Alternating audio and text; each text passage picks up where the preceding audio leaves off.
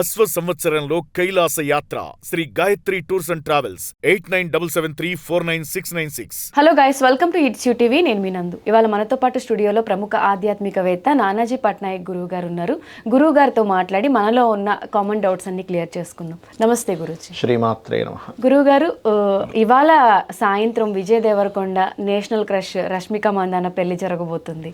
So morning already Hindu సాంప్రదాయం ప్రకారం పెళ్లి జరిగింది. ఇవాళ సాయంత్రం వచ్చేసి కొడవ సాంప్రదాయానికి సంబంధించిన పెళ్లి జరుగుతుంది అని చెప్పి సోషల్ మీడియాలో విన్నాం. చాలా మంది ఏం మాట్లాడుతున్నారంటే వీళ్ళిద్దరి జాతకాలు కలవలేదు కాబట్టి విడిపోతారు కాబట్టి రెండు రకాల పెళ్లిళ్ళు చేసుకుంటున్నారు అని. అసలు కొడవ సాంప్రదాయం అంటే అది ఎక్కడి నుంచి వచ్చింది, ఆ ప్రాసెస్ ఎలా ఉంటుంది? కొంచెం డిఫరెంట్గా ఉంటుంది ఇది. అయితే దీన్ని కొంతమంది ఏంటంటే ఇది అర్క వివాహము, కుంభ వివాహము, కదిలి వివాహం లాంటిదే అంటూ ఉంటారు. బట్ వీళ్ళు చేసే సాంప్రదాయం ఏది అంటే మనం ఎలా అయితే రెండు వివాహాల యోగం ఉన్నప్పుడు అర్క వివాహం అని, కుంభ వివాహం అని, కదిలి వివాహం అని చేస్తాము, అట్లాగే దీంట్లో ఏంటంటే దీంట్లో పూజారి ఉండడు, పురోహితుడు ఉండడు. ఈ పెళ్లికి తల్లే ప్రధానం అక్కడ. పెళ్లి ముందు రోజు నుంచి యాక్చువల్లీ నిన్నటి నుంచి స్టార్ట్ అవుతుంది. నిన్న పిండి వంటలు వండడం దగ్గర నుంచి ప్రారంభం అవుతుంది పెళ్లి అనేటువంటిది. స్టార్ట్ అయ్యి వీళ్ళు ఏంటంటే ఫస్ట్ ఆఫ్ ఆల్ ఇక్కడ దీపాన్ని సాక్షిగా పెట్టుకొని తల్లి యొక్క ఆశీర్వాదంతో ఇదేంటంటే యుద్ధ వీరులను తలపించే రకంగా ఉంటుంది ఇది. ఎందుకంటే ఈ పెళ్లిలో మొత్తం మీరు గమనిస్తే కనుక వరుడు అక్కడ ఉండేటువంటి అరటి చెట్లను కట్ చేస్తూ వెళ్తాడు, కత్తి పట్టుకుంటాడు. ఆయన కత్తి ఒకటి ఇస్తారనమాట. కామన్గా మనం మన పెళ్ళిళ్ళలో వైట్ కలర్ డ్రెస్ వేసుకుంటే ఇందులో బ్లాక్ కలర్ కోట్ వేసుకుంటాడు, బ్లాక్ కోట్ వేసుకుంటాడు. అమ్మాయి శారీ కట్టుకుంటుంది, వెనకాతల ఇది కనబడేలా ఒక రకమైన ఇది ఉంటుంది వాళ్ళకి, బ్లాక్ వేసుకుంటుంది. అట్లాగే ఇందులో ఏంటంటే తల్లే ఇప్పుడు మామూలుగా హిందూ సాంప్రదాయంలో ఉండే పెళ్లిలో ఇద్దరు తలంబ్రాలు పోసుకుంటారు. అట్లా కదా ఇక్కడ తల్లి ఇద్దరికి బియ్యం నెత్తి మీద పోస్తుంది. అలాగే ఇంకొకటి ఏంటంటే ఇప్పుడు చూడండి, వివాహం అంటే ఒకరి యొక్క ఓపిక ఎంత ఉంది అని పరీక్షించేది కదా. ఎలా అయితే వరుడు ఈ కత్తితో వీటినన్నిటిని కట్ చేసుకుంటూ వచ్చే ప్రక్రియ ఎలా ఉంటుందో, ఇందులో వధువు తల మీద బిందె పెట్టుకొని నడుచుకుంటూ వస్తుంటే ఈ పురుషుడు యొక్క బంధువర్గం ఎవరైతే ఉన్నారో వాళ్ళు అడ్డుకుంటూ ఉంటారు. అంటే ఆవిడ ఓపికను పరీక్షించడం కోసం అట్లా ఉంటుంది. అంతా ఈ రకంగా వెళ్తూ ఉంటుంది వివాహం అంతా కూడా వీళ్ళకి. అండ్ అట్లాగే మరొక విషయం ఏంటంటే ఇక్కడ ఒకటి పురోహితుడు ఉండడు, రెండవది ఈ రకంగా కత్తి ధరిస్తారు, నల్లటి వస్త్రం కోడి ధరిస్తాడు, తలకి పాగడ అది కూడా కట్టుకుంటాడు పెళ్లి కొడుకు. అండ్ ముందు రోజుతో ప్రారంభమై మళ్ళీ ఈవినింగ్ మీరు ఇందాక అన్నారు చూసారు, ఈవినింగ్ ఈ యొక్క ప్రక్రియ అనేటువంటి జరుగుతుంది.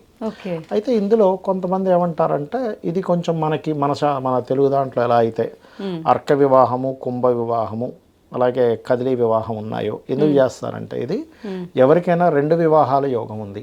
ఇప్పుడు మరికొంతమంది ఎలా అంటే ఇప్పుడు చూడండి, మనకి తమిళనాడు సైడు మరుమాంగళ్య ధారణ అంటారు. అంటే ఆల్రెడీ వివాహం అయిందండి కానీ దోషాల వల్ల ఇద్దరు ఇబ్బంది పడుతున్నారు అన్నప్పుడు ఏం చేస్తారంటే వాళ్ళు మళ్ళీ ఇంకో ముహూర్తం పెట్టి మళ్ళీ పెళ్లి చేస్తారు సేమ్ వధూవరులకి. అంటే 2 మ్యారేజ్ యోగం ఏదైనా ఉంటే దోషం పోతుంది అని. దీనికి మన శాస్త్రాల్లో చెప్పింది ఏమిటి అంటే రెండు వివాహాల యోగం ఎలా చూడాలి జాతక చక్రంలో అంటే సప్తమ స్థానము, 12వ స్థానము అంటే 7th house and 12th house, ఈ స్థానాలు తీసుకొని ఇవి కనుక సప్తమం పాడయ్యి అంటే సప్తమం విడాకులు అంటే జీవిత భాగస్వామితో స్త్రీ కావచ్చు పురుషుడు కావచ్చు వారితో విడాకులు ఏర్పడి రెండో వివాహం కనుక 12వ స్థానంలో ఏర్పడి డ్యూయల్ సైన్తో కనెక్టివిటీ వచ్చినప్పుడు మన వాళ్ళు ఏం చేస్తారు, వివాహానికి ముందే ఒక 2-3 నెలల ముందే ఆ వధువుకి అయితేనేమో కుంభ వివాహం అని కుండకు కానీ అరటి చెట్టుకు కానీ చేస్తారు.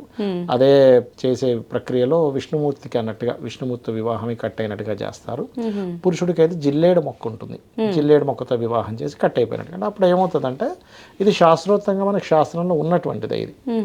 అప్పుడు ఏమవుతుంది, వీళ్ళ కాలంలో ఒక వివాహమై కట్ అయిపోయినది ఖాతాలో పడుతుంది. అప్పుడు వీళ్ళు ఇప్పుడు చూడండి, వివాహం అంటే మనం చాలా సింపుల్గా తీసుకుంటాం కానీ అటు తల్లిదండ్రులు ఇటు తల్లిదండ్రులు ఒక మధ్యతరగతి వ్యక్తికి అయితే ఒక వివాహం అంటే చాలా ఖర్చుతో కూడుకున్న విషయం. ఒక్కసారి వివాహం చేశాడంటే ఆయన 5-10 years మళ్ళీ కోలుకోలేడు, ఒక 5 years అయినా కోలుకోలేడు. మేము బాగా సంపన్నపరుడు అయితే పెద్ద ఇబ్బంది ఏం కాదు అది. మరి అలాంటిది ఒక్కసారిగా వివాహమైన 3 నెలలకు 6 నెలలకు విడిపోతే ఫ్యామిలీలో ఫస్ట్ ఫైనాన్షియల్గా బోర్డు అంతా ఖర్చు పెట్టేశారు. రెండవది అదొక బాధ, ఏమిటిది ఇద్దరు ఇట్లా చేశారు విడిపోయారు, ఇంకో పెళ్లి చేయాలి మళ్ళీ, అట్లా వదిలేలేరు కదా. కాబట్టి ఏంటంటే ఇది ముందుగా ఈ ప్రక్రియ చేస్తారు. అయితే వీళ్ళు దీంట్లో ఏంటంటే ఇద్దరు డిఫరెంట్ సాంప్రదాయం వ్యక్తులు కదా. ఆ అమ్మాయి ఏమో అటువైపు, కాబట్టి వాళ్ళ సాంప్రదాయపరంగా ఒక వివాహం చేసుకోవడం, ఈ అమ్మాయి ఇట్లా, ఈ అబ్బాయి సాంప్రదాయపరంగా విజయ్ దేవరకొండ పరంగా చేసుకోవడం. ఇక్కడ ఏంటంటే వీళ్ళిద్దరికి ఫస్ట్ ఆఫ్ ఆల్ మనం హ్యాపీ మ్యారీడ్ లైఫ్ బాగుండాలని కంగ్రాచులేషన్స్ ఫస్ట్ చెప్పాలి. అయితే ఒకటే, ఇప్పుడు నేనేం చెప్తానంటే ఇవాళ రేపు విడిపోవడానికి గల ముఖ్యమైన కారణం నాకు ఒక దాంతో పోల్చుకుంటే బాగా అనిపించింది. ఏంటంటే ఒక ఆడపిల్ల ఉంది, ఆడపిల్ల వివాహం అవ్వకముందు పిల్లల్ని కన్నంత వరకు కూడా తను అసలు పిల్లల్ని హ్యాండిల్ చేయాలనేది ఎక్కడ కూడా తెలుసుకోదు. కానీ ఒక్కసారి బిడ్డ పుట్టాడు, అమ్మాయి కానీ అబ్బాయి కానీ పుట్టినప్పుడు తను ఏదో పెద్ద ఎక్స్పర్ట్ లాగా హ్యాండిల్ చేస్తుంటుంది. ఎక్కడి నుంచి వచ్చింది ఆ ఎక్స్పీరియన్స్ అంటే నాది అనే ఫీలింగ్ ఉంది తల్లికి, నా బిడ్డ అనే ఫీలింగ్ ఉంది. జీవరాశుల్లో ప్రతి జీవరాశి అలాగే హ్యాండిల్ చేస్తుంది వాళ్ళ పిల్లల్ని, అంతకుముందు ఎటువంటి ఎక్స్పీరియన్స్ ఉండదు.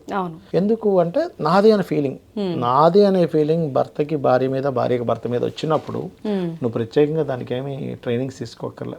నాది, నేను బాగా చూసుకోవాలి, ఇది నా సొంతము అని అనుకున్నప్పుడు మనం ఆటోమేటిక్గా ఆ ఫీల్ వస్తుంది.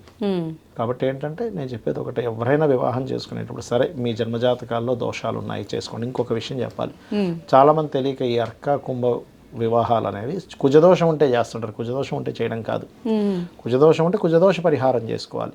2 వివాహాల యోగం ఉంటేనే ఇది చేయాలి. సో ఇక్కడ ఏంటంటే ఇవాళ ఉదాహరణకి ఎవరికైనా వివాహ జీవితంలో ఇబ్బంది ఉన్నా కూడా ఆల్రెడీ వివాహం అయిపోయింది అనుకున్నప్పుడు లలితా సహస్రనామాల్లో శివకామేశ్వరాంకస్థ శివా స్వాధీన వల్లభాయ నమః చేసుకుంటే సరిపోతుంది. ఇట్లా చేసుకోవచ్చు. బట్ వీళ్ళ పద్ధతి ఇప్పుడు 2 రకాల పద్ధతుల్లో చేసుకోవడం వల్ల ఉండే బెనిఫిట్ ఏమిటి అంటే వాళ్ళకి ఏదైనా 2 వివాహాల యోగం ఉంటే ఆ దోషం పోతుంది. అర్థమైందా మీకు? వాళ్ళ జన్మజాతకంలో ఏదైనా దోషం ఉంది, ఫస్ట్ మ్యారేజ్ డిస్టర్బ్ అయ్యి ఇంకో పెళ్ళి అవ్వాలని, ఆ రూపంలో దోషం పోతుంది. అది ఒక రకంగా మంచిది అనుకోండి. సో ఎవరికి సంబంధించిన పెళ్లి వాళ్ళు చేసుకున్నట్టు ఉంటది, అలానే దోషాలు కూడా పోతుంది అనమాట. అసలు కొడువ అనేది బేసిక్గా ఇప్పటి వరకు మన తెలుగు వాళ్ళు వినలేదు కాబట్టి అసలు ఈ పెళ్లి ఎలా ఉంటుంది, అసలు దీని ప్రత్యేకత ఏంటి, అంటే ఇది చేసుకోవడం వల్ల ఏమైనా స్పెషల్ బెనిఫిట్స్ ఉంటాయా అని చెప్పి అందరూ ఇప్పుడు వెతుకుతున్నారు అనమాట దీనికోసం. సో ఫైనల్ గా ఇది మాత్రం ఆ ప్రాంతానికి సంబంధించిన వారికి సంబంధించిన ఒక సాంప్రదాయం. ఇలా ఇద్దరు సాంప్రదాయాలతో వాళ్ళ సాటిస్ఫాక్షన్ ఉంటుందిగా. మా అమ్మాయి మా తరపున అవ్వాలంటే మా తరపున. ఇప్పుడు కొంతమంది చూడండి, మనకి హిందువులు క్రిస్టియన్స్, హిందువులు ముస్లింలు చేసుకుంటారు, వాళ్ళు కూడా అలాగే డిఫరెంట్ పెళ్లి చేసుకుంటారు, హిందూ మ్యారేజ్ చేసుకుంటారు. సమంత నాగ చైతన్యది కూడా అలాగే జరిగింది, మీరు చూసే ఉంటారు కదా. అది ఇంకా దోషం ఉన్నప్పుడు మనం ఒక్కొక్కసారి డిస్టర్బ్ అవుతుంటది. బట్ ఇది కొంచెం వీళ్ళ ప్రాచీనంగా వీళ్ళు బాగా ఇదిగా చేస్తారు. తల్లి ఆశీర్వాదము, దీపం సాక్షిగా చేసుకోవడము, చెప్పాను ఇప్పుడు ప్రక్రియలు అవన్నీ కూడా వాళ్ళు పాటిస్తారు.